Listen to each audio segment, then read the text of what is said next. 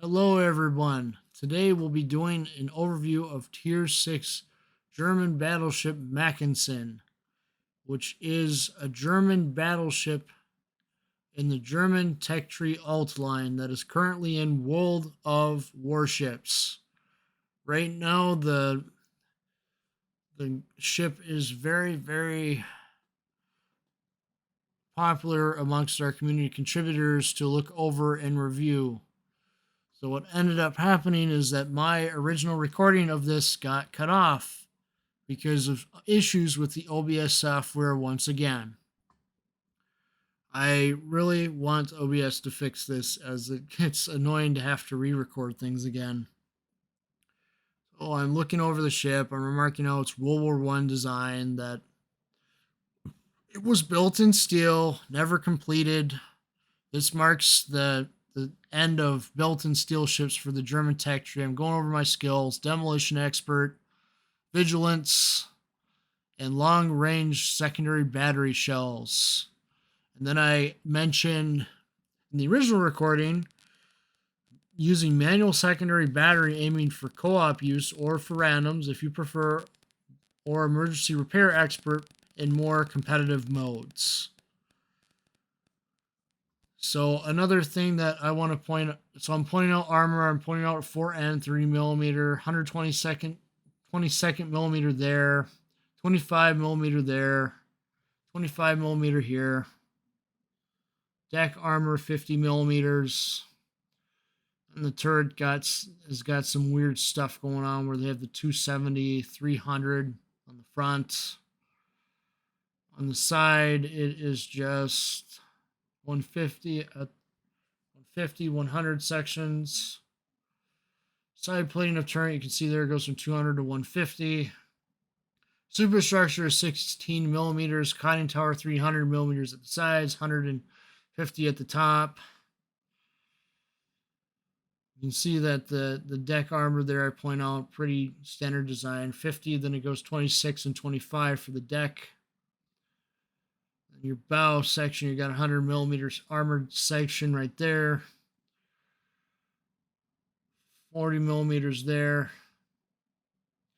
32 millimeters at the side. 225 armor belt. 300 millimeter armor belt section. And then a 150 millimeter section. 270 millimeter section of armor, because this is a World War I design, so they didn't really have uniform armor, I guess. And the warship, I believe, was around, I want to say 250. I want to say there's a section of 250. And the bottom was more of a 50 millimeter. There I'm going over the barbette, 60 millimeters, 270 millimeters, and a small strip of 50 millimeters there. Citadel warship, 250 millimeters, and then 32 millimeter section, like I say, like I'm telling you now. Citadel torpedoes to bulkhead, 60 millimeters. Citadel torpedo bulkhead, 50 millimeters there, 60 millimeters there. You can see that the deck is different thickness. It has 60 millimeter sections on the Citadel deck and 50 millimeter sections on Citadel deck, or 30 millimeters at the top there. And then I point out the different decks because this is a World War I design, so they have different deck designs, an auxiliary room and a casemate. They didn't really use casemate sections for ships after World War I. That idea was basically abandoned, as it was found to be more effective to create a triple bottom hull or double bottom hull and to create a uniform armor scheme across the ship. So we ended up with more of that bulbous shape on the front of the ship. If you look at the Iowas, they're a good example of this. Dunkirk design was one of the first designs that started adopting this, where they had a little less armor toward the front of the ship, more of a curved design. So most of the firepower was focused at the front by the barbettes. That way the rest of the ship didn't really get hit that much. And armor sections were more uniform in more modern designs. So what else is notable about the Mackensen is, of course, the reload time of 27 seconds, secondary armor being decent for Tier 6, having an impressive 8.1 kilometer range when equipped with the secondary battery modification equipment and skills. I note that I don't have a manual secondary battery aimed on this design here. Another thing to note, of course, is the airstrikes and the depth charges, which the ship does have. They're pretty decent to have 2 flights of those. I don't really show them too much in action in the upcoming battle because I didn't get subs. I got mostly destroyers and cruisers and battleships mainly. AA defense I find to be average. The continuous damage is pretty low. And then I pointed out when I originally recorded this is that Bobita can get you with skip bombers pretty easily because that AA range isn't long enough to stop Bobita from getting skip bombers on you. I think that's going to be a big threat to this ship besides submarines, of course. But you have hydroacoustic to help you deal with submarines a little bit, which I think is effective enough, especially when you have the airstrikes in the game, honestly. I point out some of the maneuverability. 28 knots is pretty fast for tier 6. Rudder shift time of 14 seconds. Turn circle radius 70 to 80 millimeters. And I'm going over to various detectability ranges. One that stood out to me was the detectability when ship is on fire, 13.3 kilometers. I never noticed that stat before, I guess. Maybe it was something new that they decided to show us with this update. That is interesting that your ship will be seen if it's on fire at a higher detectability than when you fire your guns and smoke. It's honestly really interesting to me.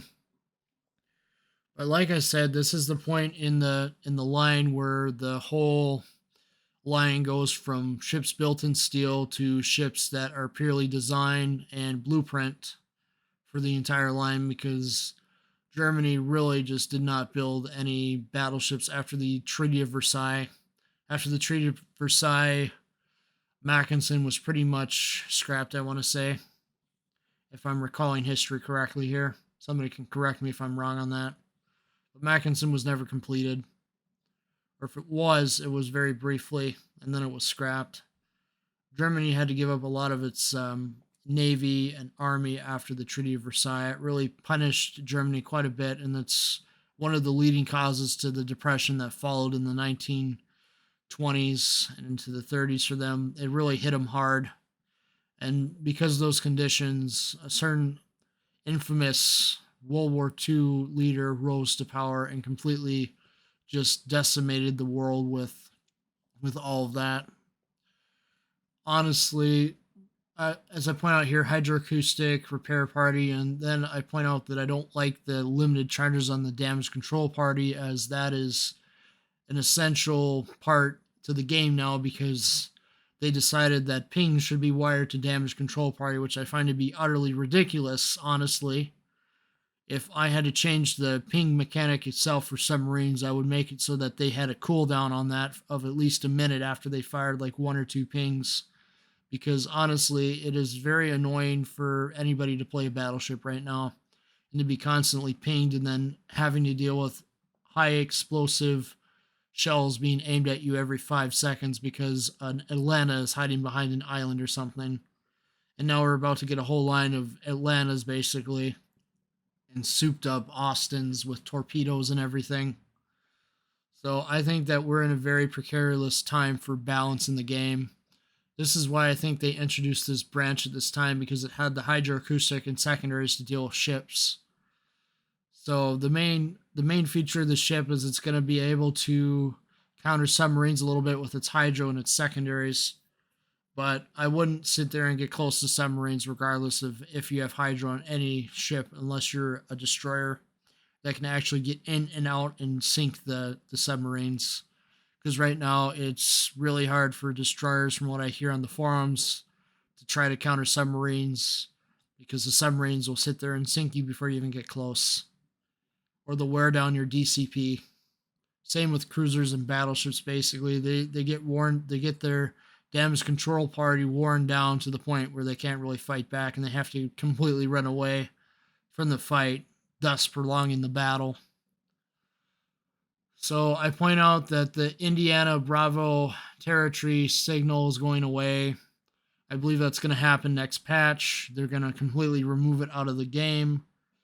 Well, you're still going to have it. If you own the signal, you're still going to have it. You're just not going to be able to get more of them, because Wargaming's intent is to make the game more punishing to play, like World of Tanks is, where hardly anybody wants to play the tier 10 because it's just so costly, and thus it makes you play the lower tiers more. So they don't like the fact that a lot of people are sailing around in tier 10s at the moment and not playing the lower tiers too much. Honestly, I disagree completely with the move to test super ships. I'm not in favor of that right now. I feel like we need time to cool off the game from submarines. Honestly, the wargaming makes a lot of ridiculous changes without even really listening to the players. I guess the almighty spreadsheet is more important than our actual voices on the matter. Honestly, I I just get so flustered when I think about it. And it doesn't help when OBS decides to just cut out on me and not work with me. So I'm basically re-recording this with the voice side audio. The game side audio seems to work, but the issue with OBS seems to be that it says device not found, even though it's directly plugged into the computer. It really is annoying. So I'm in a battle with Mackensen and co-op here. I basically face a destroyer first and then another battleship. But one of the main things that I just want to point out to people is that OBS is having issues. So somebody, if you have a direct line to OBS, tell them that it has an issue with recognizing the Yeti Nano mic right now. That it's been happening to me on other videos as well, which is why you see me recording this over in Premiere Pro. That's how I'm able to record over the videos, and that is why I'm going to keep making the investment in Premiere Pro, because if OBS decides to quit out on me again, I can just voice over in Premiere Pro, which is honestly a nice feature about the program. As for Mackensen, my general impressions are that it is a strong contender for operations, such as Raptor Rescue or Killer Whale, because of the secondaries. I think it's going to be a really fun ship to play in both modes.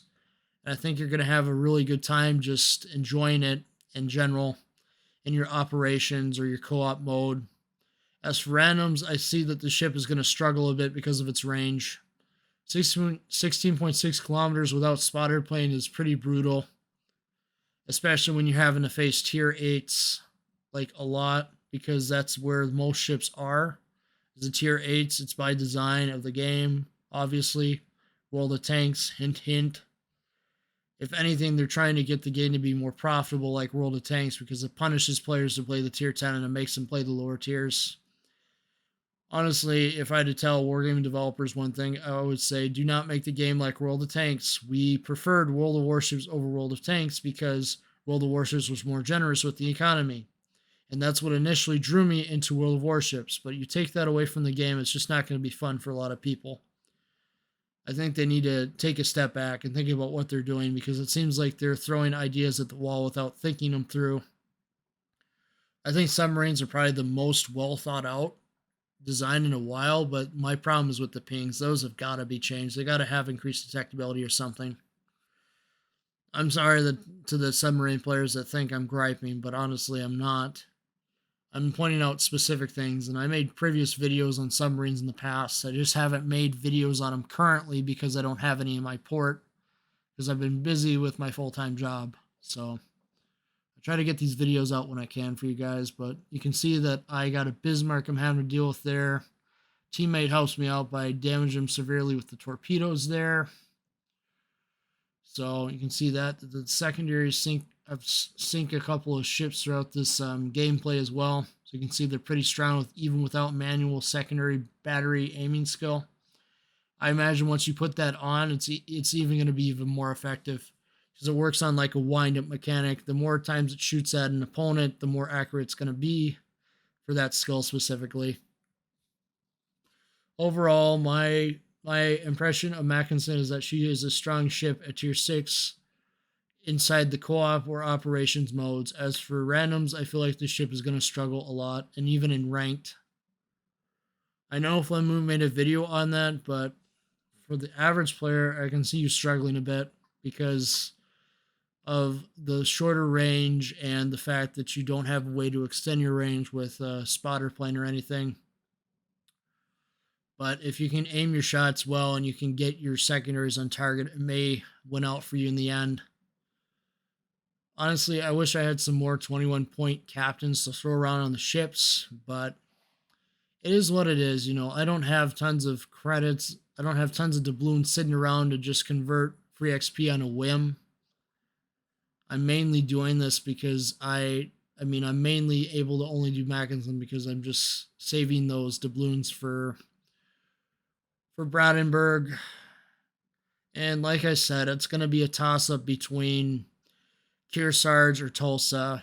And I'm probably going to ignore the Warhammer collaboration ships completely because I don't see the point in getting reskins of Fenyang and Mainz.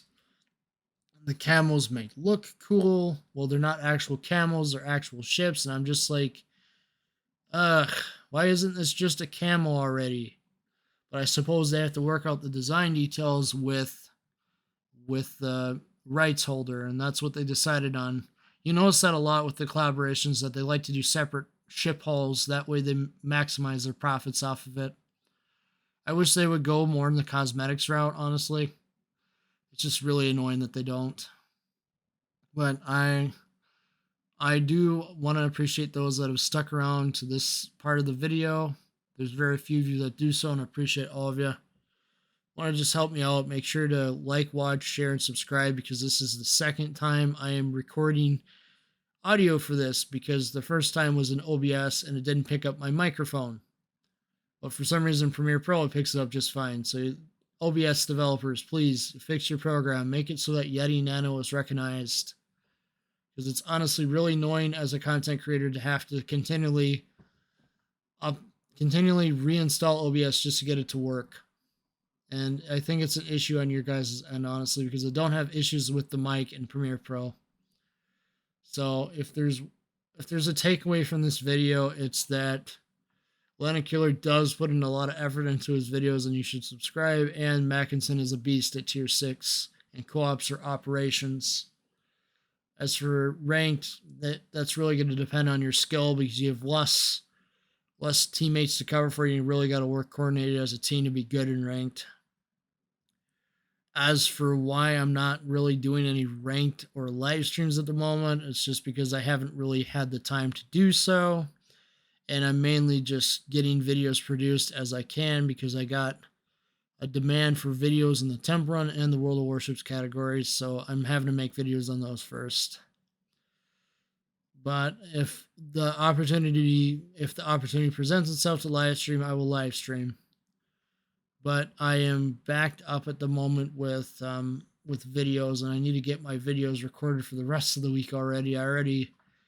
I'm thinking I'm going to do a Bond video review, because I just saw Bond. I'm going to make sure the mic works this time, because it's going to be a pain to record that over again, like I'm having to do here for Mackensen.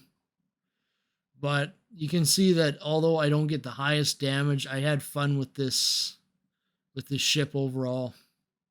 And I can't wait till I get to the rest of the line for the ship, whether it be 2 months from now or a week or two from now. Honestly, if you want to know when the game just really changed, update 7.1 with French battleships is when early access nonsense happened. I had a whole 2 years where they didn't have early access. You can see I got a pretty good amount of credits. I sunk 2 ships. Was 4th placed in the match. I'm showing off my various stats there in that match. And then I think I ramble on about how this is the turning point in the line from built-in steel ships to blueprint designs, because let's face it, at this point, there's a lot more blueprint designs that they can draw from than actual built-in steel ships. And I really would like Wargaming to sit there and take a look at putting USS Olympia into the game at some point in the future, because that is a decent ship that's a museum and it's struggling and could really use some support by players knowing it exists, because it's one of the oldest museum ships in the game, besides in the world anyway, in the US, besides USS Constitution. It's one of the oldest built in steel ships out there for the US. But again, just please like, watch, and subscribe for future World of Warships and Temple Run 2 videos. I hope you understand I had to voiceover because OBS was having issues again. And I appreciate all of you that stuck around to watch the end of the video. It means a lot to me. Please take care and be well. Thank you.